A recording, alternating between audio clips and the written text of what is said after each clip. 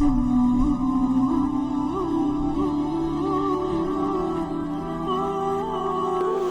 اللہ الرحمن الرحیم۔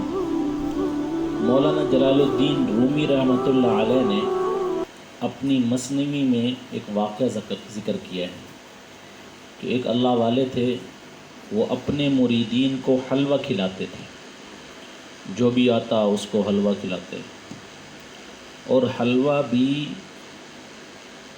نقدی نہیں بلکہ ادھار لے کر کھلایا کرتے تھے۔ ایک دفعہ ایسے ہوا کہ سب حلوائیوں جن سے حلوہ لے رکھا تھا، سارے کے سارے لوگ آگے پیسہ لینے کے لیے۔ اب اللہ والے کے پاس تو کچھ تھا نہیں، تو اس اللہ والے نے چادر لی اور سو گئے۔ تھوڑی دیر کے بعد گلی میں ایک لڑکے نے آواز دی، حلوہ لے لو، حلوہ لے لو، حلوہ لے لو۔ یہ بزرگ اٹھے اور اٹھ کر کہا کہ اس لڑکے کو بلاؤ۔ بلایا گیا، اس سے حلوے کا تھال سامنے رکھ دیا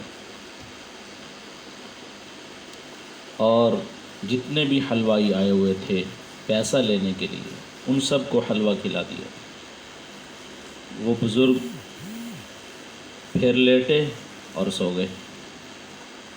اب بچہ ظاہر ہے کہ جب اس کو پیسے نہیں ملے، اس نے ایک دو دفعہ منا کر بات کی کہ بزرگوں میرے پیسے دے دو، میری امی مارے گی، میرا ابو ڈانٹے گا۔ پہلے سسکیاں، پھر دھاڑیں، پھر آہیں، پھوٹ پھوٹ کر بچہ رویا۔ تھوڑی دیر کے بعد ایک آدمی چند اشرفیاں لے کر آیا تھیلے کے اندر، اور اس نے اللہ والے کو جگایا، اور اللہ والے کو جگا کر اس نے حوالے کر دی اور چلا گیا۔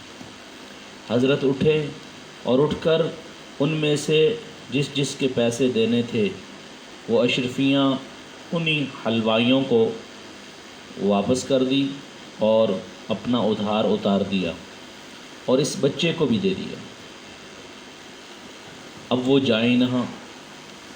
انہوں نے کہا کہ حضرت یہ فلسفہ سمجھ میں نہیں آیا کہ ہم آپ کے پاس آئے، آپ چادر لے کر سو گئے، پھر بچہ آیا، پھر بچے نے جو ہے آپ کو حلوہ دیا، پھر پیسے مانگے، پھر آپ سو گئے، یہ آدمی آپ کے پاس پیسے لے کر آیا ہے، تو یہ فلسفہ سمجھ میں نہیں آیا، وضاحت کیجیے۔ اس اللہ والے نے جو بات فرمائی، سامعین، ناظرین، وہ بات سمجھنے کی ہے۔ اس اللہ والے نے ایک بات کہی اور یہ فرمایا کہ جب تم میرے پاس لینے کے لیے آئے تھے پیسے،